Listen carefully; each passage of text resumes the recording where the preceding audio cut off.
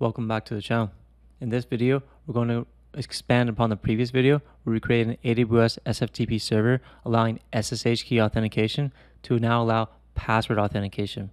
In the previous video, we used the out-of-the-box solution provided by AWS to create the SFTP server.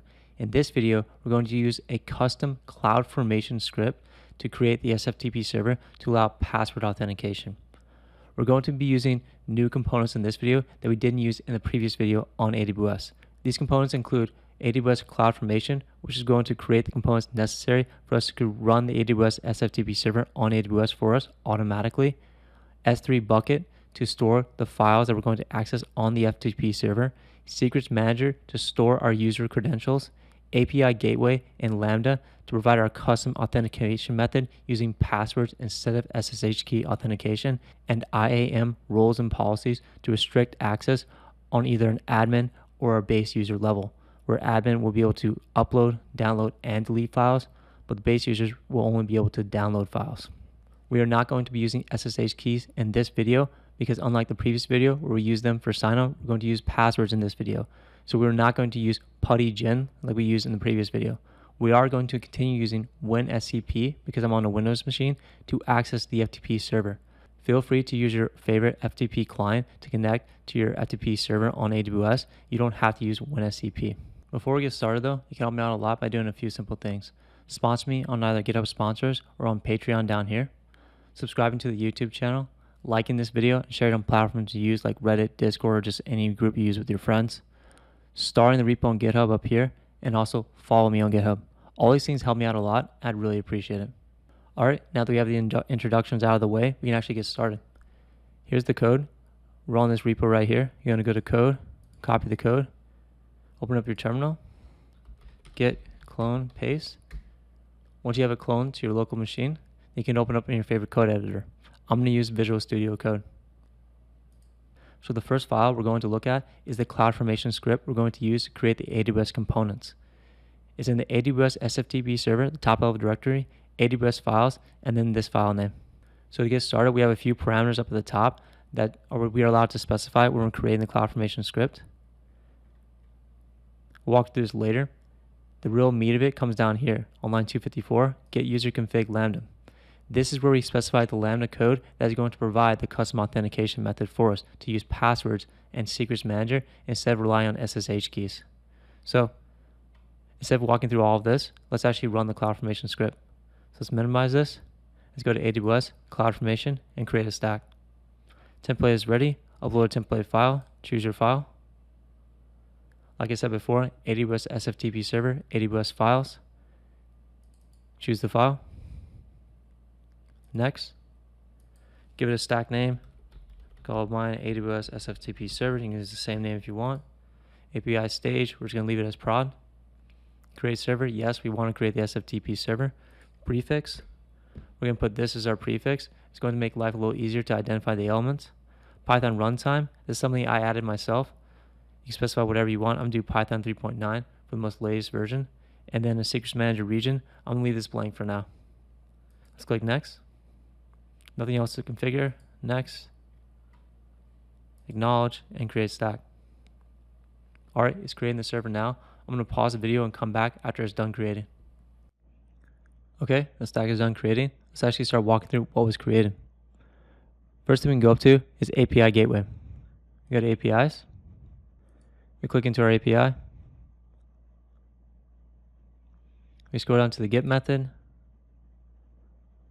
And we see it's passing through to this Lambda function right here. We can click it, go into it, minimize this one right here. And here's our Lambda function. That's doing the custom authentication for password authentication instead of relying on SSH key authentication like the default option allows us in the previous video that we used. So if we scroll down, and we can see the code right here. This is where the meat of it is happening. This is where it's actually authenticating with password authentication. We can walk through right here. Up here, it's trying to get the username and password from the initial request sent from our FTP client, with that being either WinSCP, Core FTP, FileZilla, whatever you want. This is where it's parsing that data incoming. Then it's trying to get that data from Secrets Manager, whereas get secret method is down here at the bottom. This is trying to access our secrets manager, trying to find the prefix SFTP with a slash with the username that we're trying to connect with. So whatever username we try to connect with, AWS is looking for SFTP slash that username in the secrets manager, which we're going to add in a second.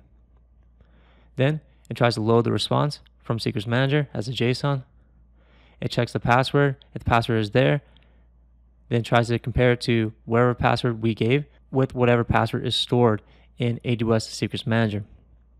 We scroll down some more. It checks a few more variables like the role, the home directory details, which we're also going to cover a little bit later in the video.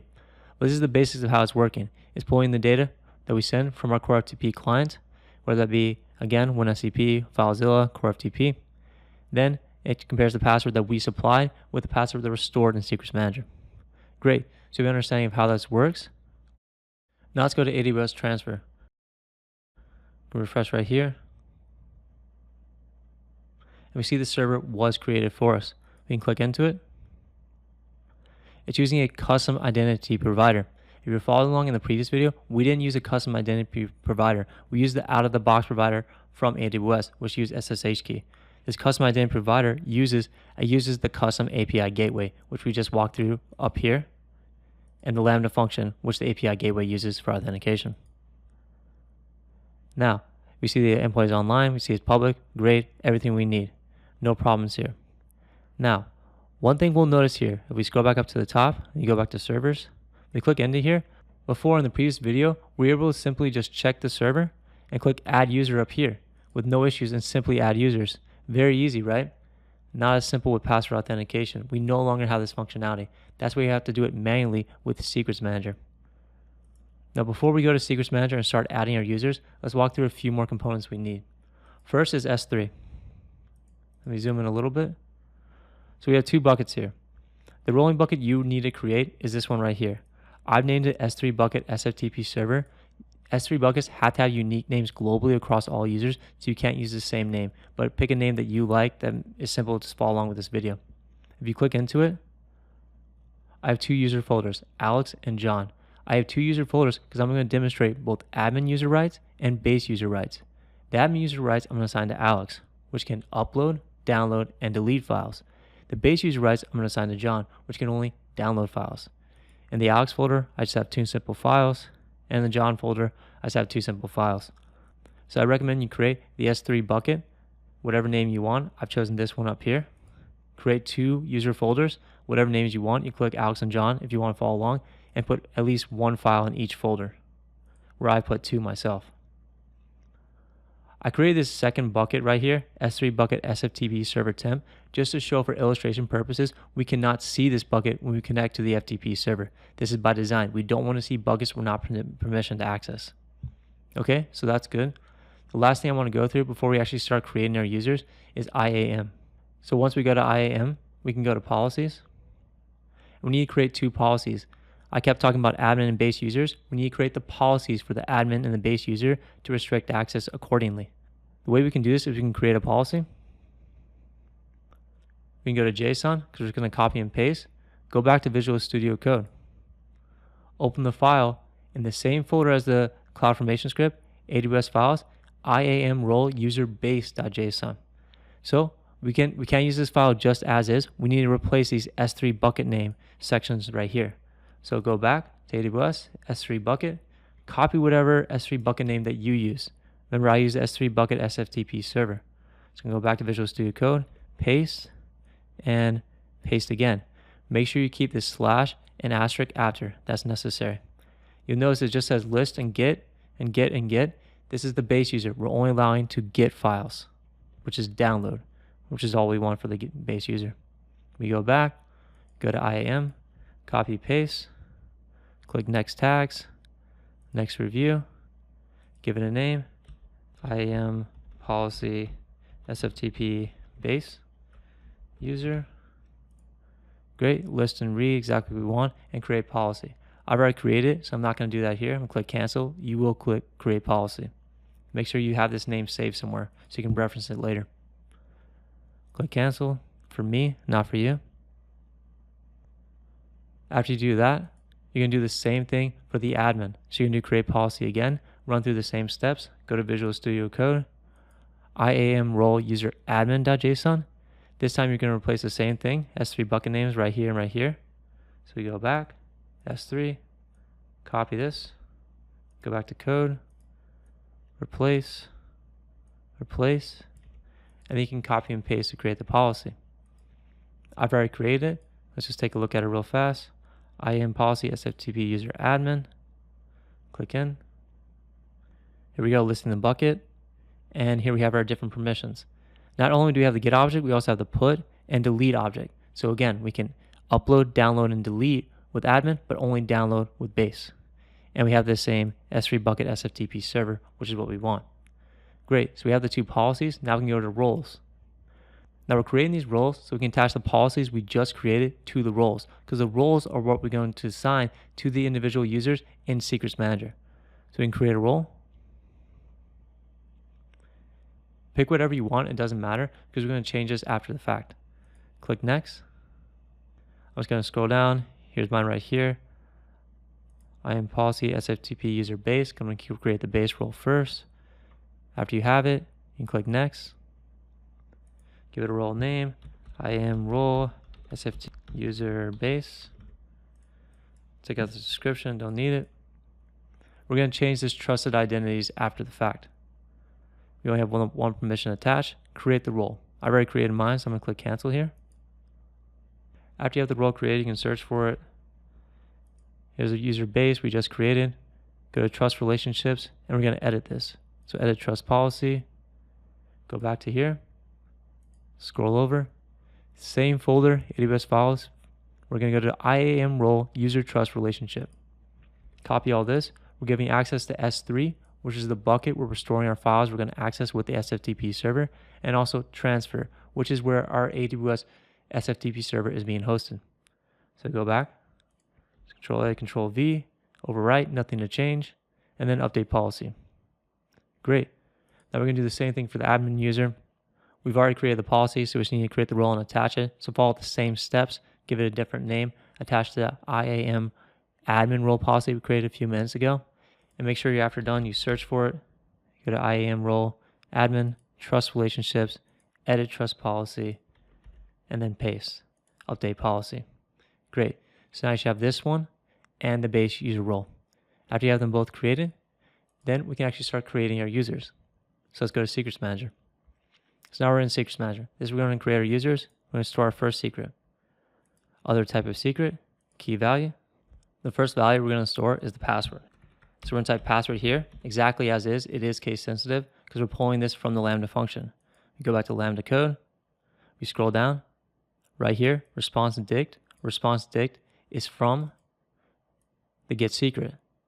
It's the JSON representation. It's looking for this key, password with a capital P. If you want to change it, you have to change it here as well. So we're going to use it as is and type password as is and just give a password. I'm just going to do password to make life easy for us. Add row.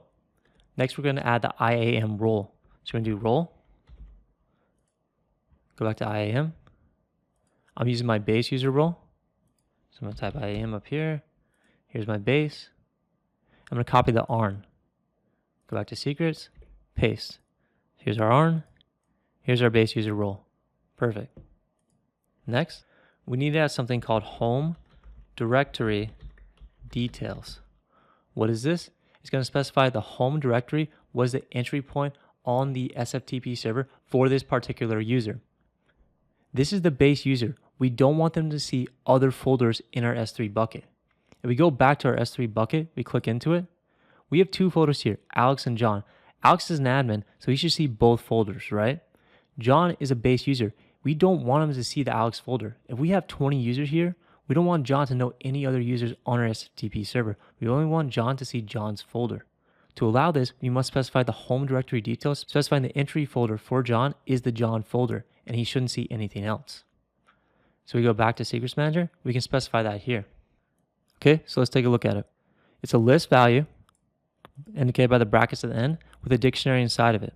The dictionary has two keys, entry, which is a single backslash, and target. This is where the important part happens. For the target, we specify, leading with the backslash, we specify our bucket name, S3 bucket SFTP server. Where am I getting this? We go back to S3. This is our bucket name that we created. You have a different one here. You have to change this. We go back to Secrets Manager. Then we specify the name of the user, because this is a secret for the John user. We go back to S3. Here's the John folder that we're specifying. So John relates to this John right here.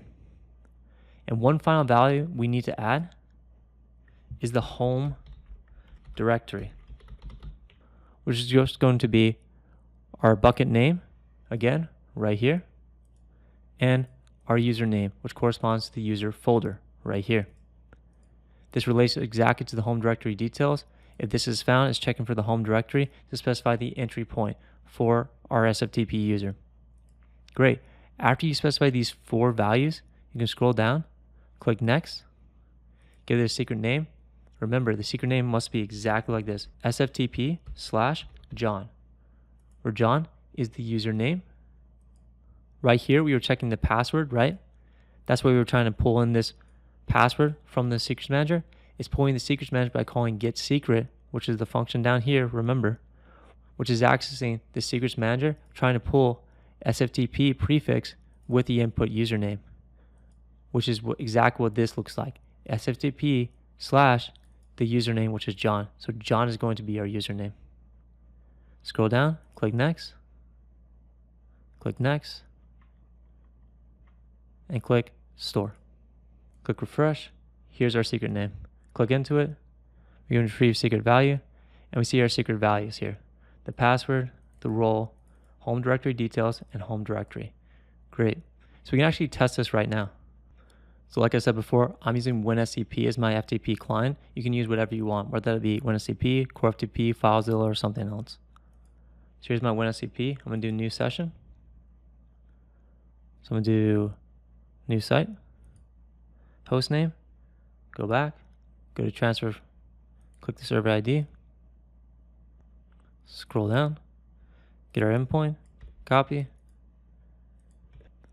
We have SFTP up here. Make sure we're on port 22.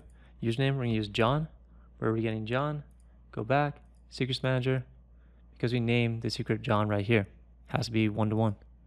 Password, go back again, Secrets Manager, scroll down, whatever value you put here, which is password, go back, paste. So John and password. Login. Click yes.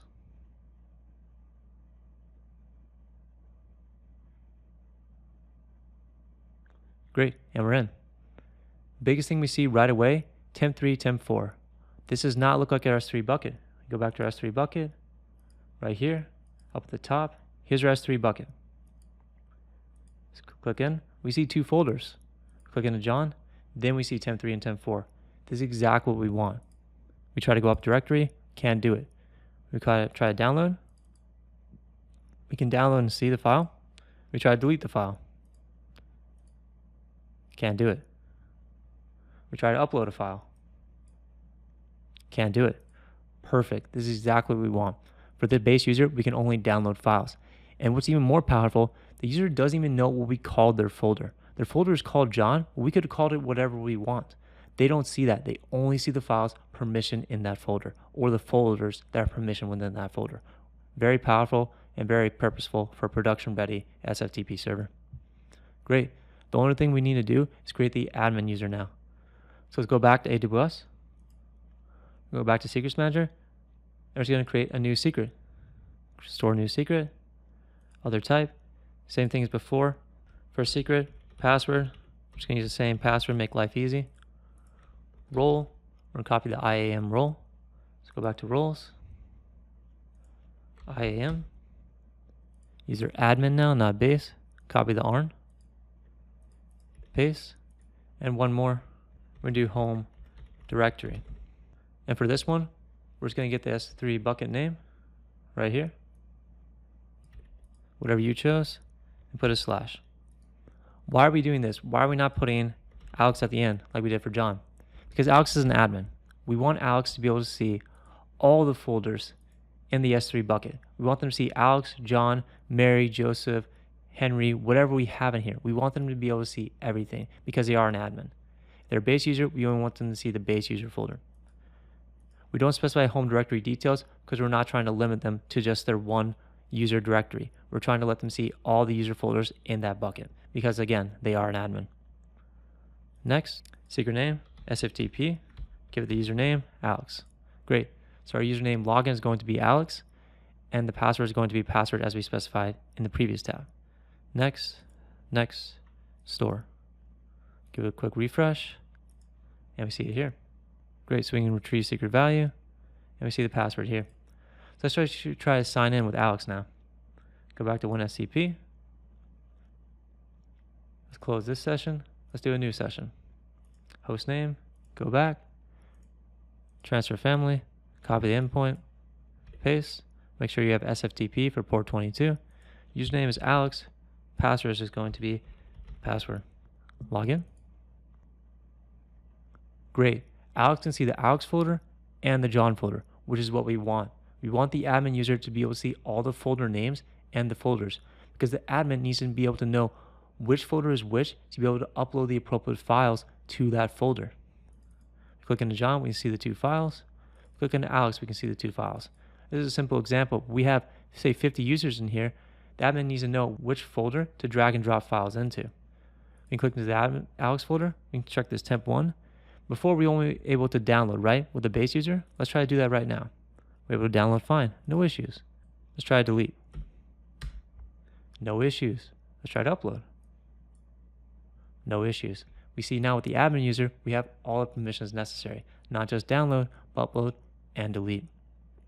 This is the power of AWS SFTP server, making things very simplistic and straightforward for us. As a final step, we can go back to AWS, go back to CloudFormation in the very beginning, and just click delete.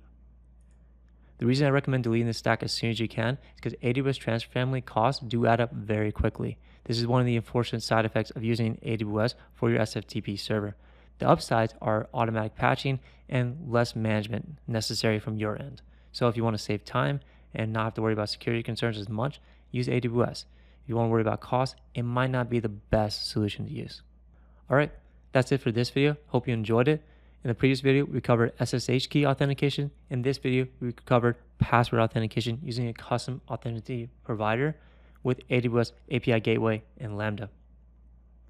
In the next few videos, we're going to cover IP restrictions and then email notifications automatically when files are uploaded to the SFTP server. If you have any comments or questions, just leave a comment below and I'll respond as quickly as I can. Thanks for watching and stay tuned for more.